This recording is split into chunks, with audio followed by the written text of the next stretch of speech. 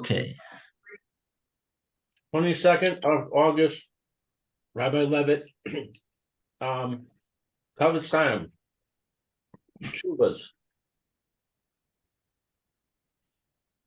Okay, fine. So that takes care of that paragraph with Rabbi Zera. Um, um, uh-huh. Okay. Yeah. All right. Well,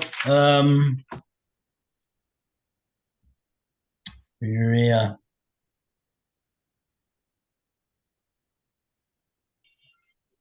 Okay, let's shall we go on? We'll go on to the next paragraph. Efshar ki mipnei sigufov nase kaor v'hushchar panav. The truth of the matter is, I'm really losing the thread over here of what it was that he was saying over here. How it relates to Rabbi Zera. Uh, okay, I understand that he's trying to show all the places in the Gemara that where the Amoraim used various expressions. They didn't mean that the expressions uh, as denigration, which would appear on the face of it to be denigration. But rather it was not a denigration. It was either it was meant latova or leshevach. Um, and maybe perhaps over here he's trying to say that it wasn't that Rebbe Zera wanted to denigrate his fellow Babylonians that were still living in Babel, even though he had went up to Eretz Israel now. But it was simply because of his great love of Eretz Israel. I guess that's what he means to say. Mitzad Godel Chavibuse Eretz Israel. He called the people that are still living in Babel uncomplimentary title.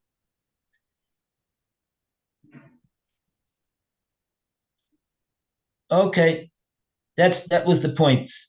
That was the whole point.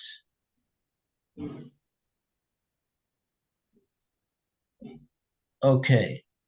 And just by the way, what did it mean when he says Rabbi Zera haya lehepech from this mida? Which mida were we talking about that Rabbi Zera is the opposite of?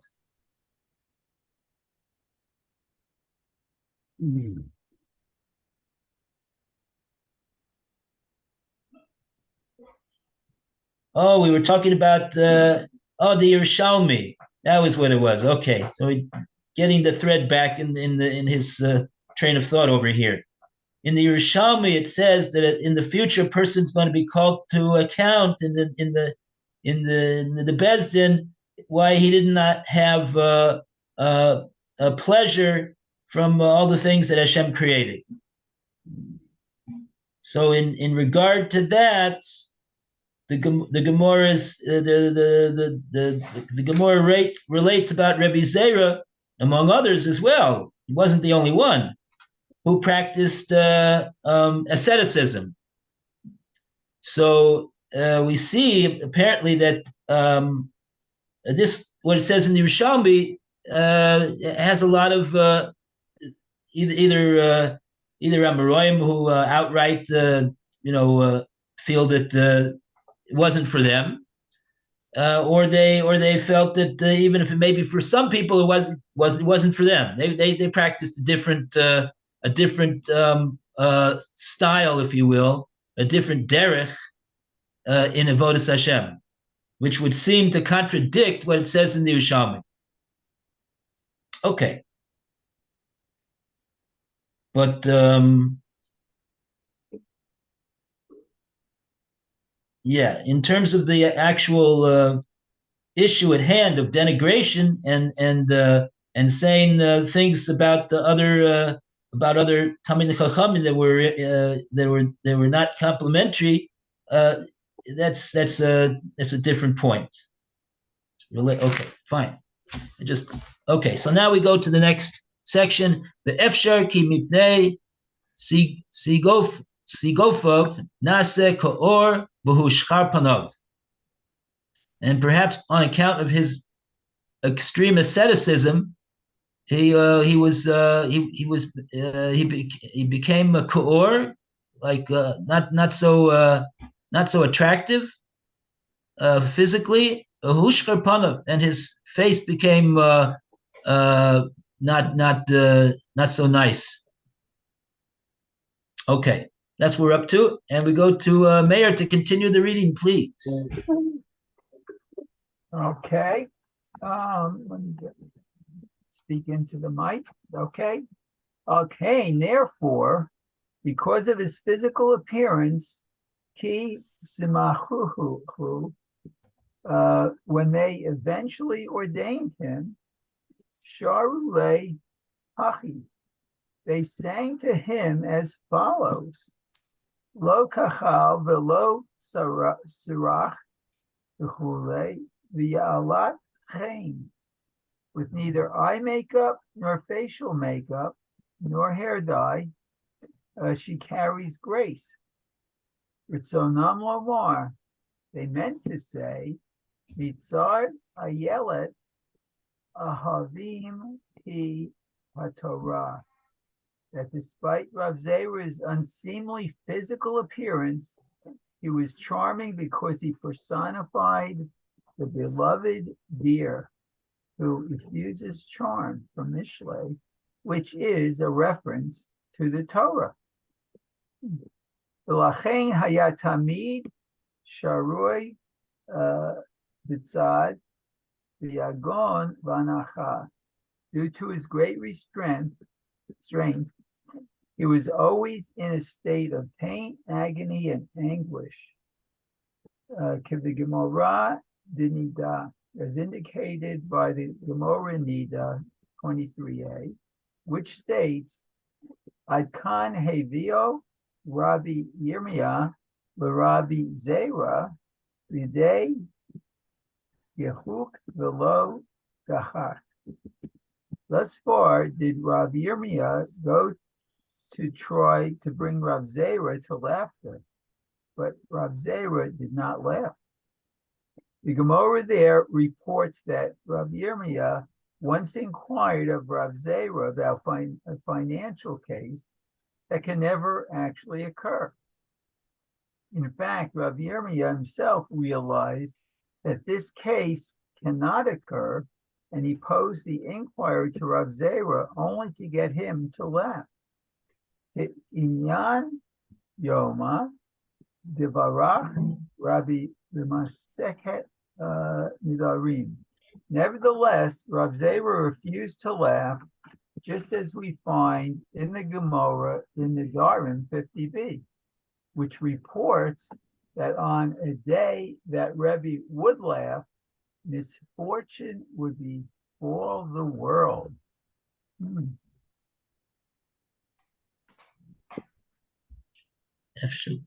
One second, where is that Gemara? Nidarim 50b. Oh, I see. I don't see. Okay. Yeah, the words that you said in English, I don't see in the translation over here in the tshuva. I guess they're filling in all it says over here is the Ke'inyan Yuma the Bodach Rebbe b'Maseches Nedarim, which just translates to being similar to the day that Rebbe laughed in Maseches Nedarim, but it doesn't say what happened on that day. Okay, I see. Okay, so that's, you got the benefit of the art scroll. You don't have to look up the Gemara even to find out what the point is, what he's saying over here, the Chavis Yor. That's true. Okay. So ready to consume. All right. Okay, very good.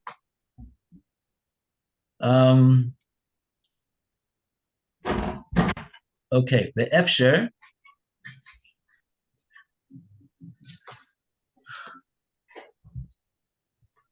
Just a second. You won't be able to.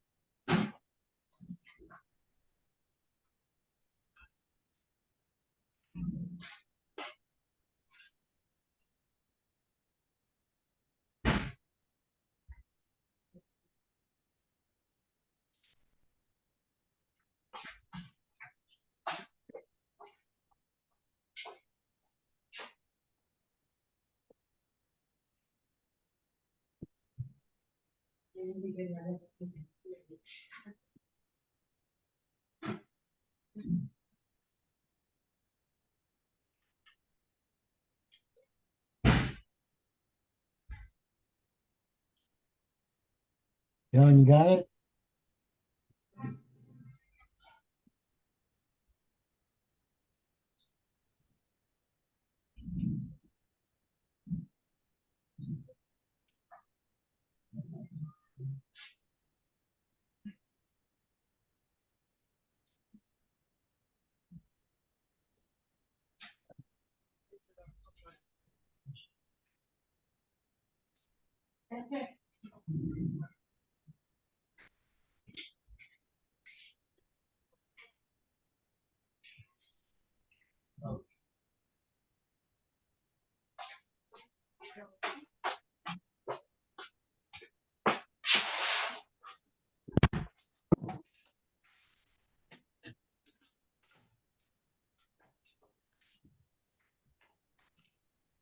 Okay.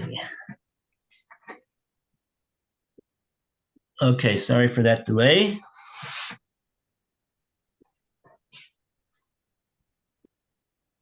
Okay, where are we holding? We're continuing from the Gemara Nedorim. The Efshar.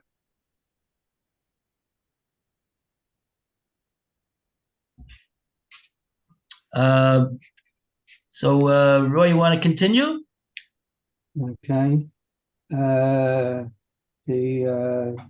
Ascroll just gives a bit of a few words of introduction to what we're about to read. Against this backdrop, that Rav Abahu and Rav Zera adopted opposite approaches with regard to their relationship with worldly pleasures. The Chofetz Yair now explains Rav Abahu's remark, comparing Rav Zera to a, quote, demented Yarud, unquote. Efshar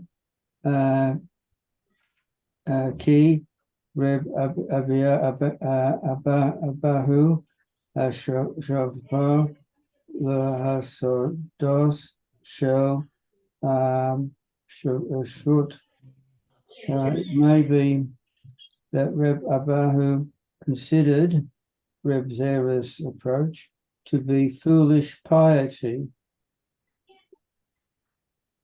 Umiko Mikom Lo Oro Ligne. Nevertheless, he did not refer to him in this manner to belittle him. Rak Ados Al Hasabodo do so.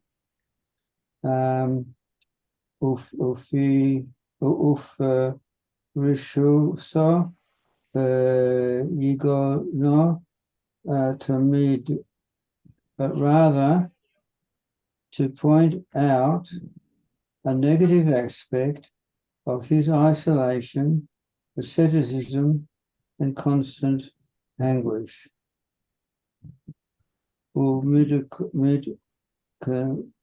Dok Ma Shevarei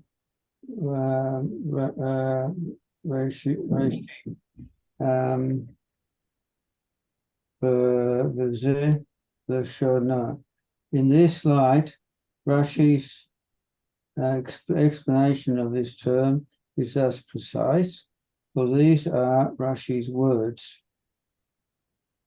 Arud Nali Zanin Shomah Umasabid Tamid. Ayarud Nali. This refers to a demented tanin that always seems to be wailing and mourning. Tukasha ma anil hespad lekan. Now, at first glance, this is difficult. How is mourning connected to this? Connected to what? Apparently to that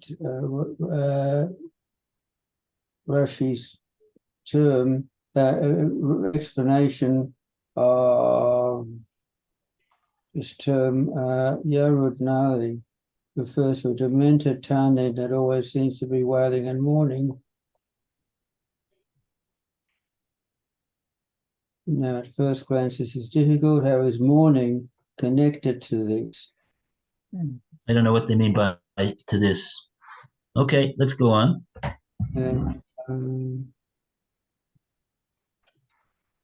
Maybe to their attitude to pleasure. What? Attitude to what? To pleasure. All right. To kosher ma inyan has fed the van. I'm sorry, the can. Now, at first glance, this is difficult. How is mourning connected to this? Ulafima shekosavti ati shapir. According to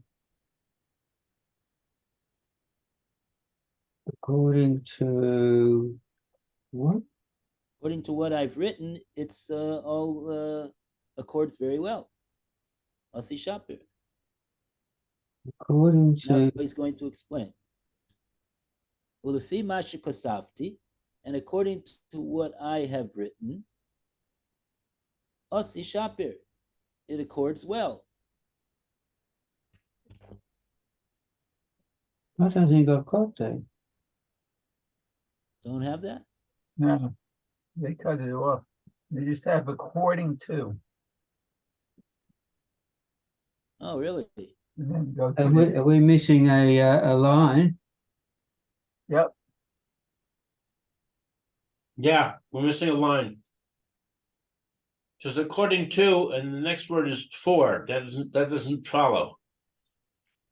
Oh, gotta email Art Scrolls right away. I think the halacha is we can exchange this Sefer for a new one, which is correct, even if you've written in it. Uh-huh. Is that right? Yeah, where'd you hear that? Rabbi Khan.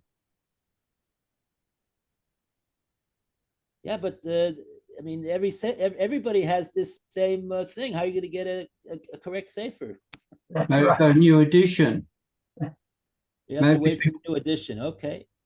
Tell them you're waiting for the new corrected edition. In the meantime, they got to correct this right here. All right, so wait a minute.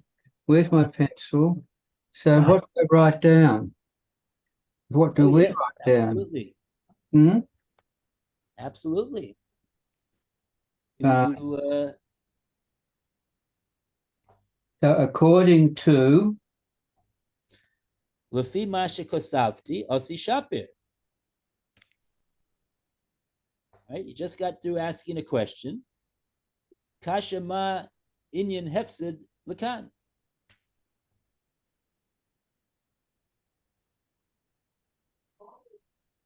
He's asking a question. It's difficult. What is this matter of hefsid, of loss?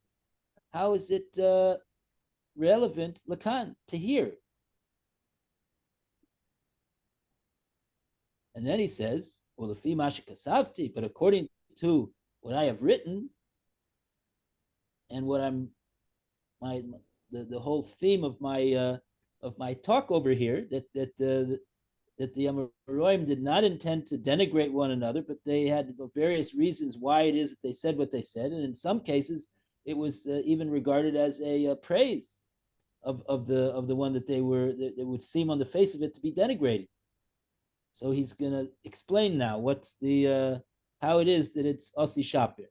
But you don't have those words. No. Wow. And then he continues. Ki haya mit achzar al gufoy lanos nafsho. He was cruel. He was cruel to him, to his goof and to his nefesh, to afflict it. Rabbi Zera. V'tamid shori behefsid. But rather, 1 second, we're making a mistake in the translation of the word. I don't believe the word is hefsid; it's hesped. We switched around the samach for the pay. You should have a hey samach pay dalid. Yeah, Hesped. Hesped. Yeah. Right. He was shori behesped. He was always in hesped. Hesped is a language for saying a eulogy when a person lo aleinu passes away. V'daga and anxiety al avonosov, about what? About his averas. He was so concerned and anxious about his misdeeds. I wonder what the misdeeds of Reb Zera were. He came to Seder 5 minutes late, and he would mourn that for the rest of the year. How could he have done such a thing? And really, what was he doing? He was probably helping his wife, or he was probably, he needed to go to the bathroom or something. He had a very good reason why he was doing that. But no, he regarded that as a misdeed. And so for that misdeed, he was so anxious and mournful about it. So this was his expression of his how he was cruel to his body and to his guf and nefesh, to afflict it.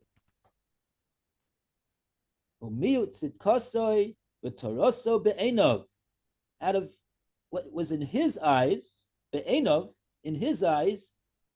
his lack of righteousness, his deficiency in righteousness, and in his Torah knowledge and practice of Torah. Wow. Karu'ui liyamim. I'm sorry, no, I misread that word. Karoi lishleimim, which is by the way, says the Chofetz Yor, which is completely appropriate for someone who is a sholem, who is a person who is completely put together and really understands what it is that this world is about, and what he's doing here, and what he's supposed to be doing here. Okay, but what about Rebbe Avo? He didn't do all of that. Rebbe Avo chashuv ki al. Somebody want to take over the reading now? Louis, wanna continue? Rabbi Avo. Okay. Rabbi Abahu Kashav. Rabbi Abahu, however, thought he al Yidei Segu Gufiv the Inui Nafsho. That as a result of his self-affliction and I'll be back soon. distress. Bye. Okay, see you. Thank you.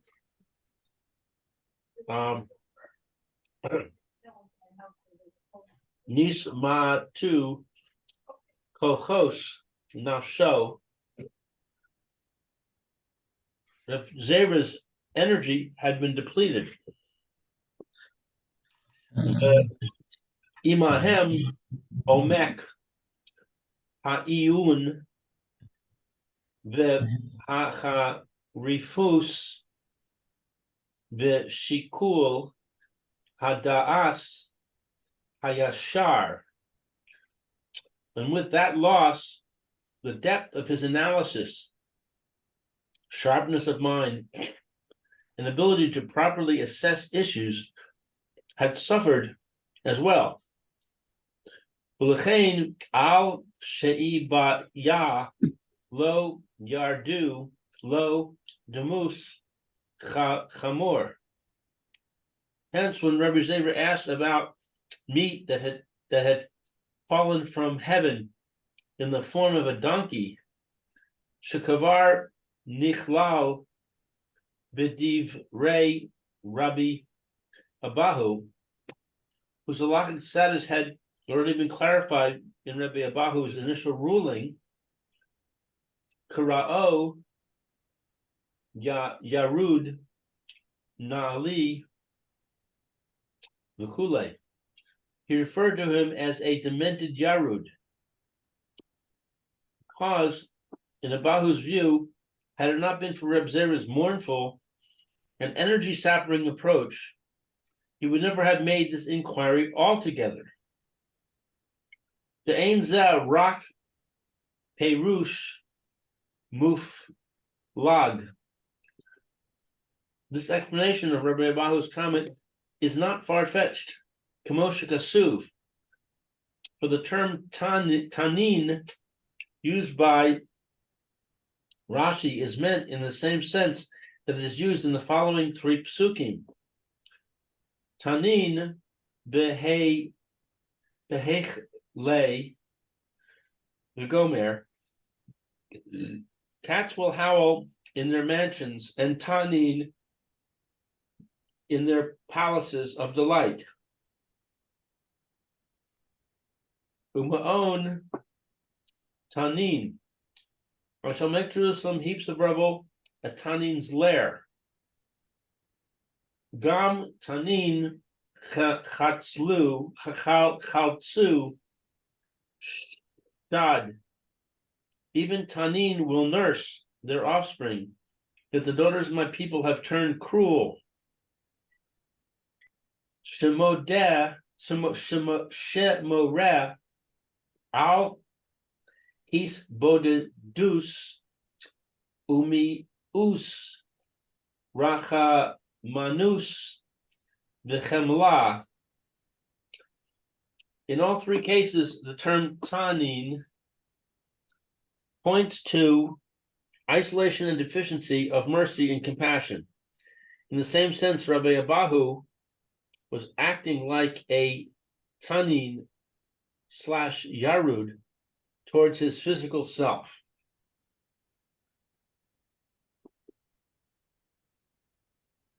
Oh.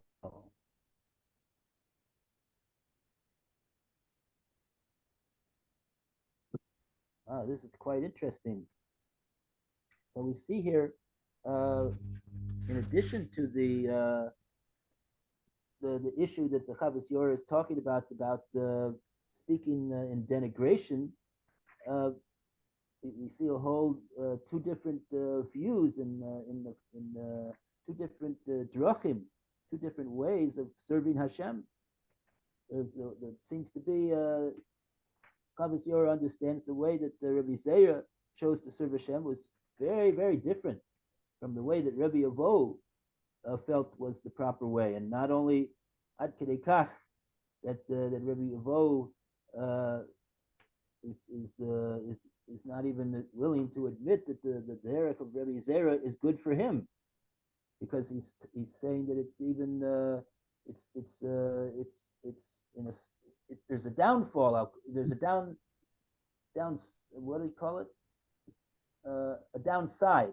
There's a downside to all of his self-affliction, which perhaps it's good for tshuva, or perhaps it's good for his anivas. I don't know what it's good for. It's good for something, but it's according to Rabbi Avo, it hampers his ability to analyze Torah in a deep way, because it hampers his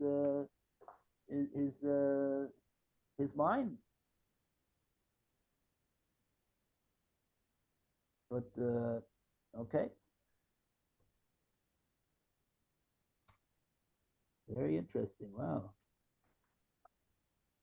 Rabbi Avo and Rabbi Zera.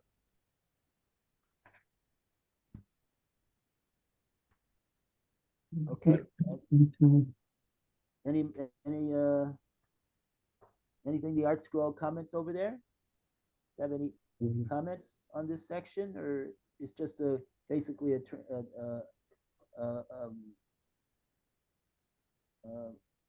running commentary of the words of the Chavos Yair? It says here that Rebbe was the leader of the Jewish people at the time, and he accepted upon himself suffering to atone for the generation. See Baba Metzia 85a. In the same fashion, Reb Zera refrained from laughing as an atonement for sins. So Rabbi okay. They have someone that explains like that? They're quoting somebody?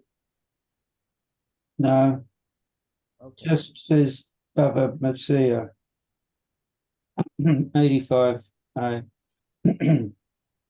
Let's see. Right. Okay.